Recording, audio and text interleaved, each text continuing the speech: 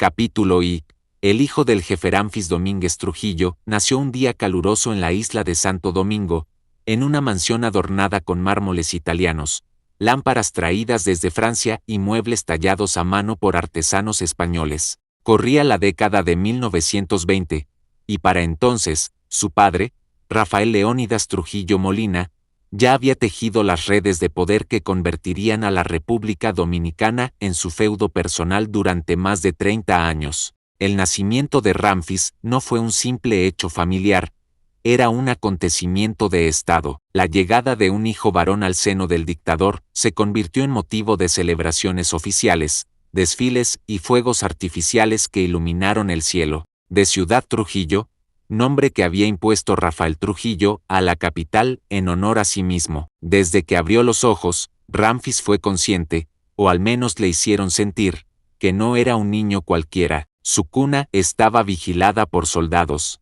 Las nanas que lo arrullaban sabían que cualquier llanto prolongado, cualquier incomodidad, podía costarles la vida. Su madre, María de los Ángeles Martínez Alba, conocida como la Española por su origen ibérico, intentó durante los primeros años mantener al pequeño alejado de las tensiones del poder, brindándole cierta calidez hogareña, pero pronto descubrió que eso era imposible cuando se compartía techo con un hombre que creía que todo le pertenecía, incluidas las vidas de su esposa y sus hijos. A medida que Ramfis crecía, sus juguetes eran miniaturas de los símbolos de poder de su padre, caballos de madera que imitaban los de la caballería del Ejército Nacional, pequeños uniformes con insignias bordadas en oro, y armas de juguete que, con el tiempo, serían sustituidas por rifles reales y pistolas auténticas. El Palacio Nacional, con sus corredores interminables, patios custodiados y jardines simétricos, se convirtió en su terreno de juego. Pero aquel mundo de lujos estaba teñido de un silencio ominoso, el mismo que se adueña de los lugares donde reina el miedo. Rafael Trujillo era un hombre severo, perfeccionista, obsesionado con el orden y el control. Sus hijos no eran una excepción. Desde pequeño, Ramfis fue obligado a mostrar templanza. No debía llorar en público, no debía titubear, no debía cuestionar una orden. A los 5 años ya sabía montar a caballo. A los 7, aprendió a disparar con precisión. Los instructores encargados de su formación, importados desde academias militares de Europa, sabían que fallar en la tarea de endurecerlo podría significar el exilio o la muerte. A pesar de ello, había en Ramfis una chispa rebelde que ni su padre ni sus tutores lograban apagar. Era travieso, audaz y caprichoso. Si deseaba un objeto, lo obtenía. Si quería montar el caballo reservado para el jefe de Estado, lo hacía, y nadie se atrevía a contradecirlo. Los empleados del palacio lo llamaban con respeto el niño general, y sus compañeros de juegos, hijos de altos oficiales, se cuidaban de ganar sus partidas de escondite o de no hacerlo enojar. La cólera de Ramfis era peligrosa incluso a esa edad. Desde sus primeros años, su vida estuvo marcada por el ceremonial. Asistía a desfiles militares, a banquetes diplomáticos y a recepciones de embajadores. Aunque no comprendía del todo los discursos, se sabía observado, y eso le agradaba. El poder, aunque no supiera aún definirlo, le resultaba natural. Era como un derecho de nacimiento, como el aire que se respiraba en las habitaciones del Palacio Nacional. Sus días se dividían entre estudios privados, paseos a caballo, lecciones de protocolo y cenas en largas mesas decoradas con candelabros. A diferencia de los niños de su edad, Ramfis nunca tuvo amigos de verdad. Todos le temían o le adulaban. Los únicos momentos de cierta libertad los encontraba en los jardines traseros del palacio, donde se entretenía cazando mariposas o practicando tiro al blanco con pequeñas aves, una actividad que horrorizaba a su madre, pero que su padre celebraba como signo de temple. La educación de Ramfis fue diseñada para prepararlo como sucesor. Recibió clases de historia patria, donde su padre figuraba como el salvador de la nación, conferencias de estrategia militar, y enseñanzas sobre el arte de la diplomacia, que en realidad consistían en mantener una apariencia cortés mientras se aplicaban órdenes despiadadas. A los 10 años, Ramfis ya sabía que el poder se ejercía con mano dura y sin compasión. Había visto a hombres condenados al destierro por una palabra imprudente, y a militares destituidos por cometer errores mínimos. Comprendió que en su país las vidas humanas valían menos que la voluntad del dictador. Pese a esa rigidez,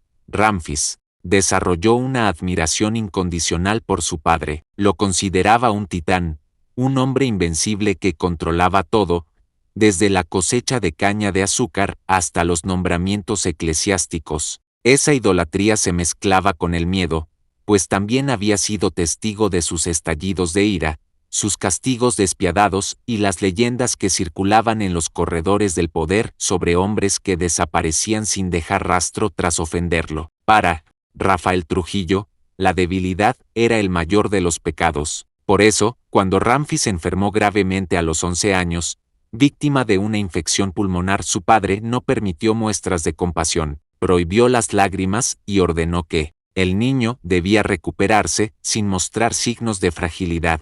Contra todo pronóstico, Ramfis sobrevivió, y aquella experiencia marcó un antes y un después en su carácter. Tras su recuperación, se volvió aún más obstinado, colérico y caprichoso. Sabía que ningún adulto se atrevería a contradecirlo, y comenzó a utilizar ese privilegio a su favor. Si un servidor le molestaba, ordenaba su traslado. Si un compañero de juegos lo superaba en alguna competencia, exigía su castigo. Solo su madre intentaba contenerlo, pero el vínculo materno se debilitó con los años. Rafael Trujillo, por su parte, se mostraba orgulloso de su hijo. Le complacía ver en él los gestos de arrogancia, la capacidad de imponer su voluntad y ese amor por la autoridad que tanto valoraba. Sin embargo, en su fuero interno, sabía que Ramfis carecía de la disciplina y la astucia que a él le habían permitido trepar desde las filas bajas del ejército hasta la cima del poder absoluto. Al cumplir los 13 años, Ramfis fue enviado a Estados Unidos a continuar su educación. La decisión fue presentada como una oportunidad para pulir su carácter y abrirle paso en la sociedad internacional, pero en realidad, Rafael Trujillo deseaba alejarlo momentáneamente de la corte caribeña, donde las intrigas y los aduladores comenzaban a ver en el muchacho un posible instrumento para sus ambiciones futuras. Antes de partir, su padre le entregó un reloj de oro grabado con las iniciales RTM y le dio una instrucción simple: nunca permitas que te falten el respeto. Ramfis comprendió que esa frase no era un consejo paternal, sino una advertencia, una norma que debía guiar cada acto de su vida. La despedida en el aeropuerto de Ciudad Trujillo fue grandiosa. La banda militar interpretó himnos, se lanzaron vítores y se dispararon salvas al aire. Los ministros se alinearon para estrecharle la mano y desearle suerte.